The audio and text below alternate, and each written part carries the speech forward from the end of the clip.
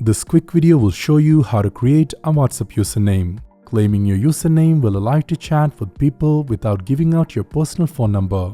So let's get started. Open WhatsApp, tap on the three-dot menu and choose Settings. From Settings, go to Account, and under your account section, you will see this new option called Username. If you don't see it yet, try updating your app and check again. Let's tap on the username option, which will get us here. At the time of recording, this feature isn't active yet, but we need to secure our unique usernames before someone else claims it.